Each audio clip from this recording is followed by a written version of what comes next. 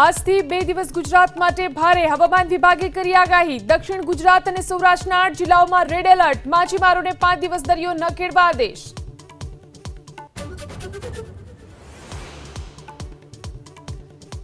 વલસાડમાં રેલવે સેવાઓ ઠપ થતા એસટી નિગમ આવ્યું મદદે। વાપી પાલઘર ટ્રેક પાણીમાં ડૂબતા હજારો મુસાફરો અટવાયા। મુંબઈ જવા માટે વલસાડથી બોરીવલી વચ્ચે દોડાવાઈ ખાસ બસો।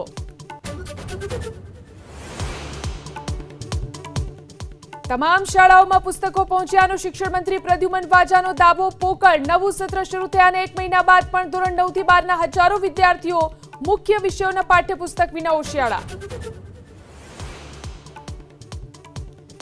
સુરતમાં ભાજપ શાસનમાં જ અધિકારીઓ સામે બળવો। 10 લાખ લોકોને ટ્રાફિકમાંથી મુક્ત કરાવવા કોર્પોરેટર કથિરિયાનું કમિશનરને 7 દિવસનું અલ્ટિમેટમ।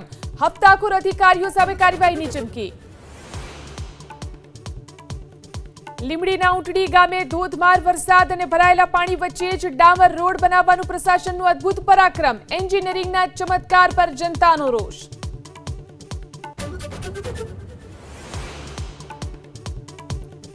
મોરબીના જેતપુરમાં ચાલતા ખેડૂતોના અમરનાથ ઉપવાસનો આજે 9 વાગે આવશે અંત। ખેડૂતોના પારણા સાથે જ આંદોલન પાર્ટ 2 ની થશે શરૂઆત। મંગળવારથી ઉપવાસ છાવણી બનશે